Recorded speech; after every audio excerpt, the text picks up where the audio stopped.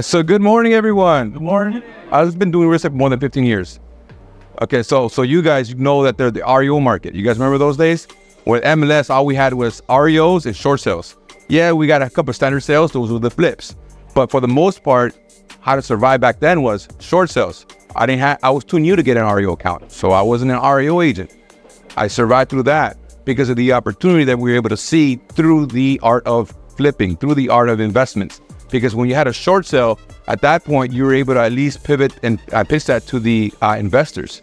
And the investors obviously wanted to, flip it again, and then we get to list it again. So I was able to double in most of my short sales because obviously that's what the banks were giving, 6%, easy to there. And then from there, I kept rolling and rolling and rolling. A lot of deals happen right under our noses. We don't even know it. Literally, we can work on our daily lives and pass on potentially $200,000 of profit. $200,000, $100,000, I mean, you just don't know because it's not there.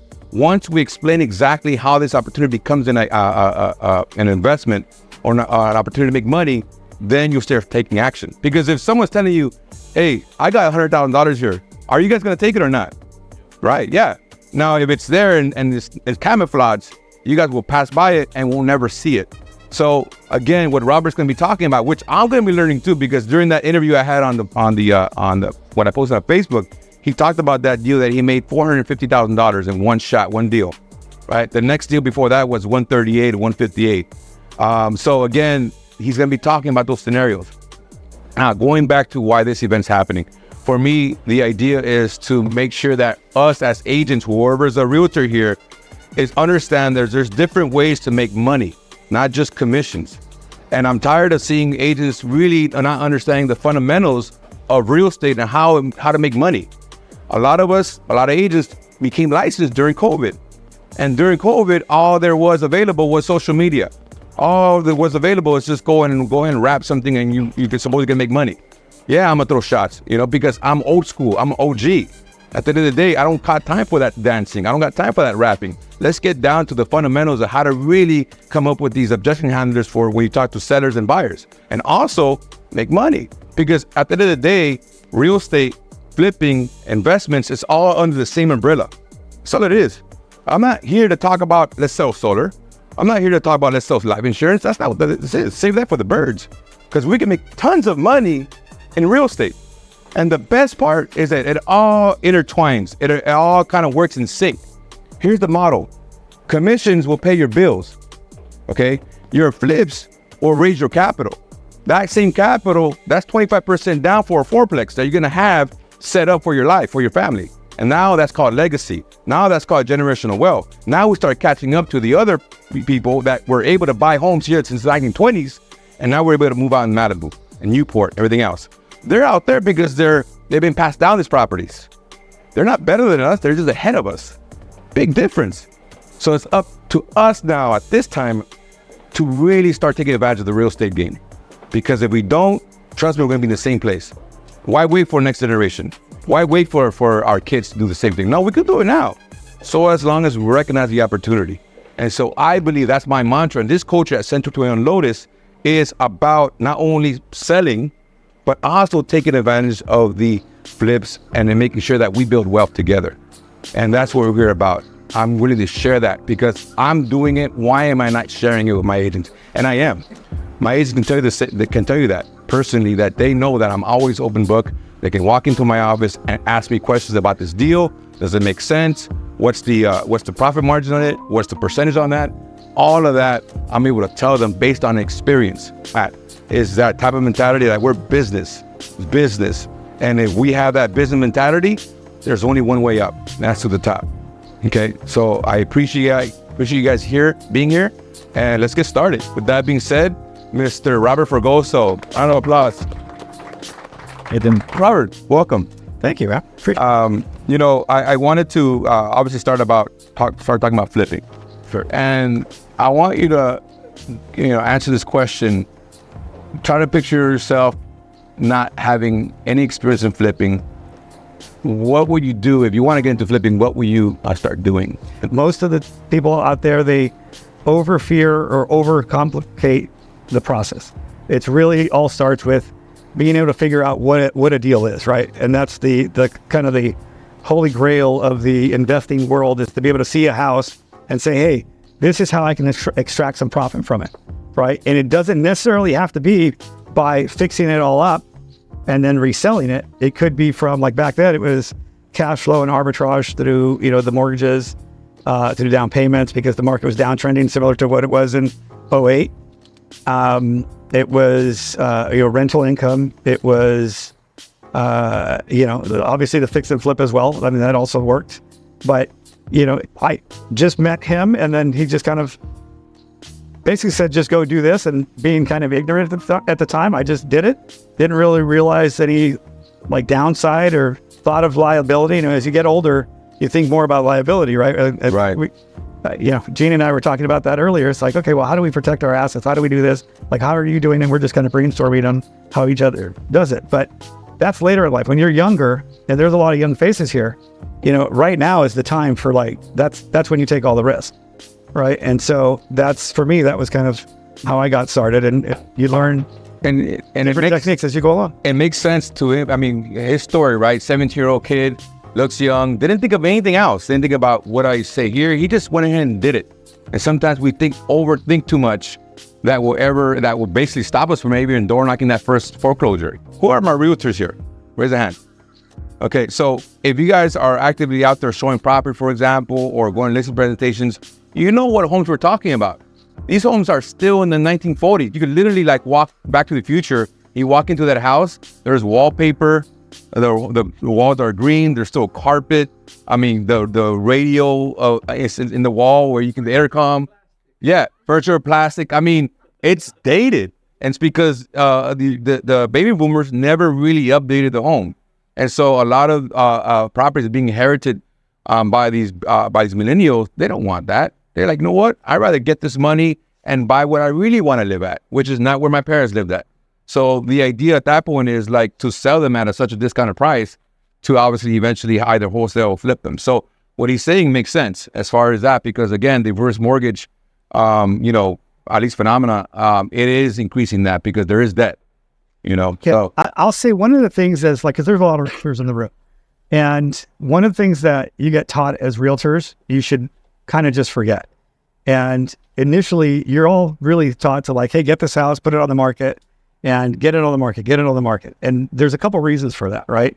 One is, generally speaking, your corresponding broker is incentivized to get you to get listings or deal with buyers, right? So you have to look at yourself to step out of what you're in, right? Most people don't enter the real estate business because, hey, I want to be a realtor, right? That's not usually a thing. Usually it's hey, there's great money here, we can do that. But usually people get into real estate because they know that, better than 80% of the millionaires in the country make it through real estate. And so you enter wanting to create wealth, but then you get trapped because you get trained a certain way, and that's your mindset. That's all you know, right? You know what you know. And the reality is that you should look at everything like an opportunity. It's either an opportunity to list, to represent a buyer, an opportunity to buy, an opportunity to possibly wholesale. And you're trying to out there and just spot opportunity. And that's kind of what I do. Anytime opportunity comes my way, what I was really good at is figuring out, is there a way that I can add some value to this transaction that's already going to happen so that I can make some money from it. So whether it was, being a lender, back then we owned an escrow, whatever it was, we tried to figure out how we can work with people. If we added value, great. Then it was a win-win, continual relationship, right? And that was the other thing I liked about being an investor or working with investors, was that, when you're working with regular buyers, you find a buyer, they buy a house, you're on to the next buyer, right? With investors, you can do the same volume, and one investor might buy, let's say, 10 a year. And so if you had 10 guys, then you're already at 100 volume or 100 deals a year. And so I was a lazy kid. I liked easy.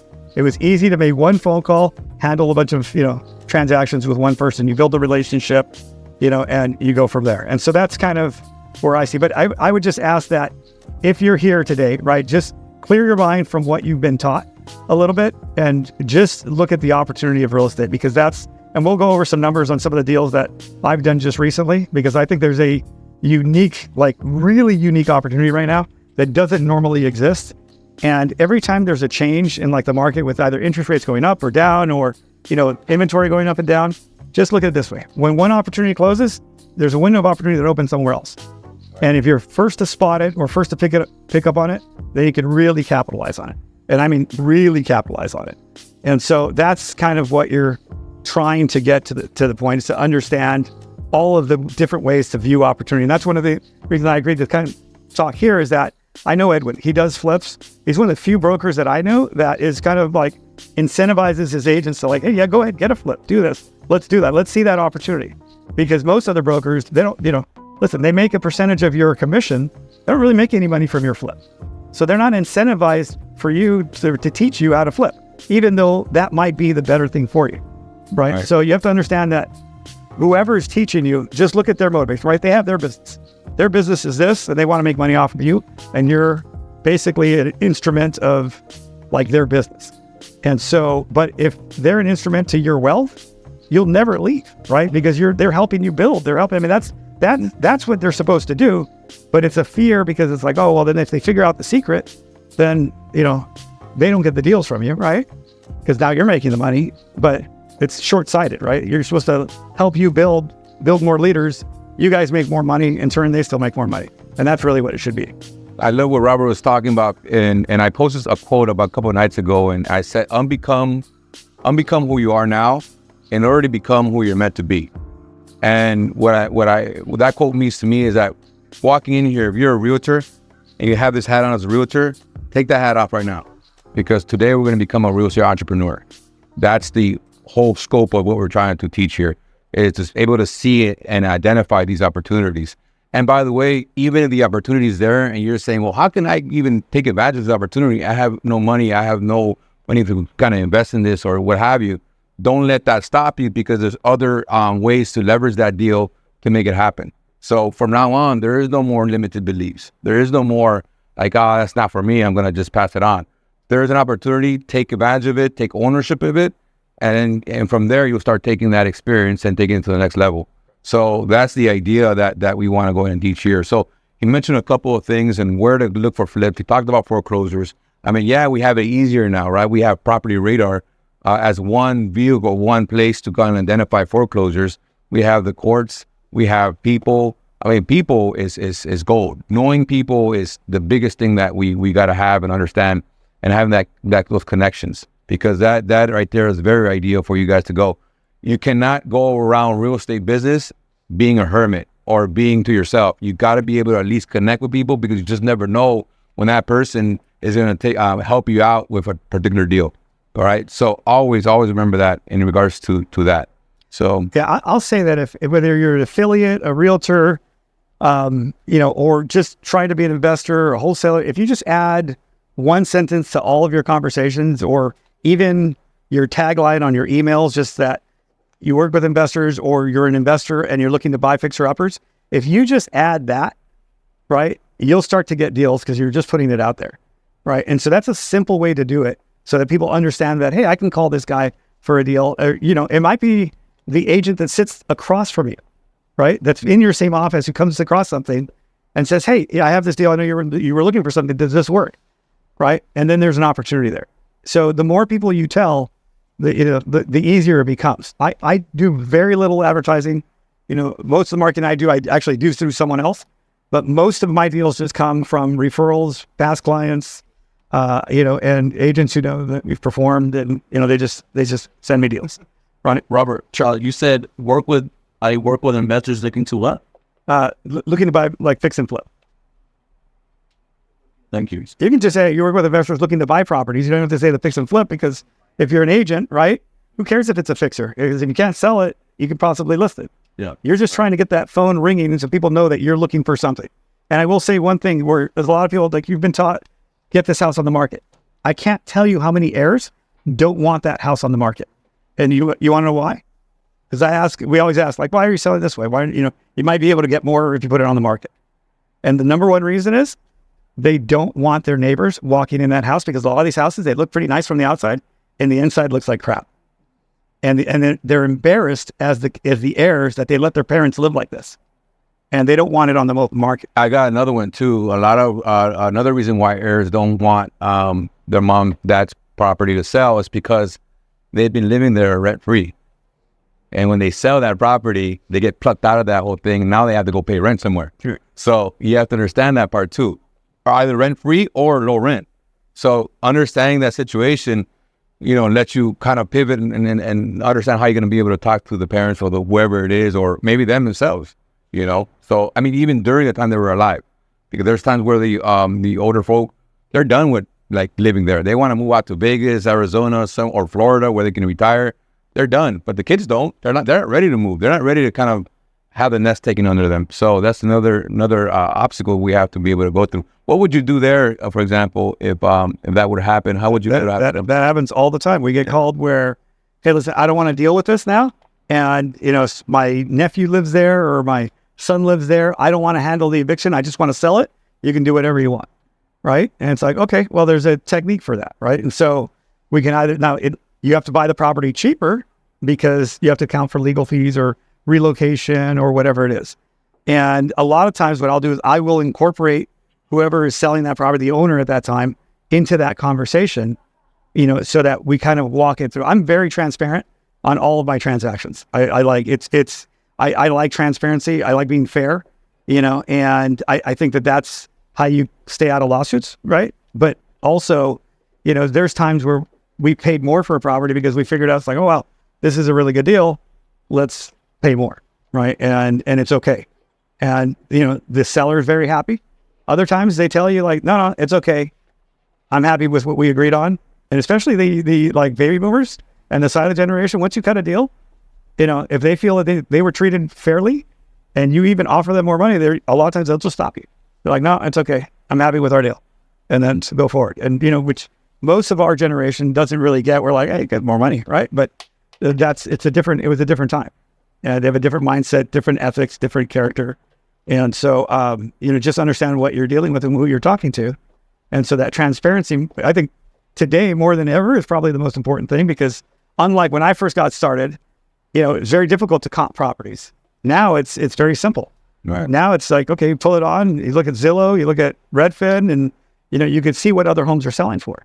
And so now instead of trying to just show them the comps, right, which we used to do is we'd show them the comps that we wanted them to see. Now you're showing them all of the comps and discussing the pluses and minuses of each one, and helping them see what you see as an investor. And sometimes there's a win-win, and other times there's not. And if there's not, that's okay. You move on. It's a numbers game just like anything else, right? Everything works a little bit. There's no magic pill that like, wow, this is going to get me all of the deals. No, that's not going to happen. Like when we first started Anchor, we're like, all right, we're going to go in and we can capture, like our goal was to capture 7% of the business that was out there. We said if we captured that much business, we were going to kill it if we ever sold the company, which we did. And that was kind of the goal. And that was it, right? It's a little bit. I had a question. If you come across a probate scenario, you walk away from it, or do you try to tackle the trustee or like all the... So there's two types of probates, right? There's the full authority probate, which means that it's basically a regular sale, right? And then there's the partial authority, which means that it's going to be subject to overbid if it needs court confirmation. In either event, why I don't see why I would walk away. I mean, they're both good. I don't like doing partial authority probates because I feel that, I usually have a lot of offers out. We have a lot of deposits out. And with probates, you need 10%, right? And if they're partial authority, then what happens is you've got all these, you could have literally like $500,000 out and then not end up with any of those properties if they all get overbid, right? And so with probates that are partial authority, there is an art to it. It's not to get it really cheap. If you get it really cheap, you're inviting everyone to overbid. It's really to get it at about the fairest price that you can. That's still a good deal for you, but sucks for a deal for somebody else, so that they don't really show up to overbid. And so, there's just different strategies. So I don't shy away from any of them. I mean, we've done divorces where we've done, so here, I will say this. So there's 3 types of flips that I do. One is obviously the buy low, sell high, fix and flip. The other one is what we call a seller flip, right? Where, you see companies like Herbio and all these stuff where basically you help the seller fix the property so they can sell it for more, right? So we do that with people, but we do the repairs at cost, and then we charge a design fee on top, and so that they can make more money, right? And so that's what we call a seller flip. We also just started recently, let's say in the last 18 months, doing what we call buyer flips. And so because the inventory is fairly short, right? It's tough for buyers to buy properties. The best opportunity that I see right now is actually is this problem. Well, it's probably close to this, but it's right now it accounts for about a third of my business. And it's where we help the buyers find a property. They buy the property and we fix it up to make it the property that they want. So then they have equity that's left, right? And but then they also bought a property that maybe was less desirable, and it's not one of the properties that was super competitive that hit the market that had 25 offers in the first week. And so that helps the buyers out, and they save money. Now they do have to have the cash to do the repairs, right? That's one key. So it doesn't work with every buyer, but within that, there's opportunities for you to make money. And so that's the way I look at the business. It's regardless of what it is, there's ways to make money. Robert, you said something on that statement. So they have the money to qualify for the fixed deposit. They don't have the repair money. Right. You have the repair. Right. Then you're going to sell it at a higher price. Well, yeah. So that works if the house is at a cheap enough price. Yeah. Right. But I can't compete with a homeowner who would want to pay more. So if that seller, let's say, wants to sell it for higher, or they're getting offers for higher, but it doesn't work as a flip, right? Then I'm more incentivized to help them buy that house if it'll qualify for financing, right? Because there's some houses that just won't qualify for financing, right? And then they fix it and they live there because they don't have all of that second set of closing costs to go to reselling. Okay. Yeah, no, going back before we do that, we wanted to start off with that mindset and understanding that there's opportunity everywhere. I'm going to give you a story of what had happened with me back in 2019. There was a gentleman that I know, he's a realtor, and he posted on Facebook that he had a short sale in City Terrace, and that he was looking for investors. So for me, I DM'd them. I didn't comment on the Facebook post. I'll give you a little nugget here. Whenever you see someone that's looking for an investor on a flip or there's an opportunity, do not comment on the post, because if you do, the algorithm is going to notify your colleagues, other investors, that there is someone looking for an investor. So now you're inviting competition into the post. So whenever you see someone saying, hey, I got a deal, always DM them through Facebook or text them if you have their number, right? Because at that point, you kind of go secretly in there. So that's what I did. I DM'd them. I said, hey, I'm interested. I know, well, when are you going to be able to show this duplex in City Terrace? And he said, yeah, come Tuesday at 11 o'clock. Okay, great, cool. Put it on my calendar as that. The week after it came by, I get there. I get there around 11:30. He told me 11 o'clock. I got there late. He's there standing. I go, hey, man, sorry about that. I'm a little bit late. I assume that everybody already came in there and saw the property, and I'm late. He looks at me and goes, oh, man, you're the only one that showed up. I'm like, really? Like, yeah. So we went to go see it. We went downstairs, upstairs, checked it out. And I said, well, I mean, if there's an opportunity, I want in. He goes, sure, you can represent me. Obviously, I told him, you can represent me and let's get it done. The great thing about that, this is a short sale. The biggest profits I've made is through short sales, because you're negotiating with the bank that's probably in Dallas or in the East Coast that doesn't really know much about the value other than what the appraiser sent them when the BPO got sent out. There it gives you an opening opportunity to negotiate that approved price even lower based with contractor bids and what have you. So that's what I did. They wanted $400,000 or $350,000. I forgot what the amount was. And I negotiated it down all the way to $285,000. All right. Duplex City Terrace overlooking the view of LA.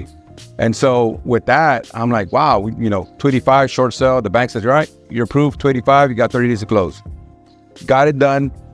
Big, obviously we started working on it, and I'll get more into details as far as, funding and everything else, but got it done. We put $126,000 into the project, and then ended up selling it for $635,000. The profit was around $200,000. And that's obviously something that was going back to the opportunity. I decided to drive there. I don't know what happened to the other investors. I don't know what happened to them. But I do know that if I had not taken the opportunity, that money wouldn't have been there. So what I'm saying is, Yeah.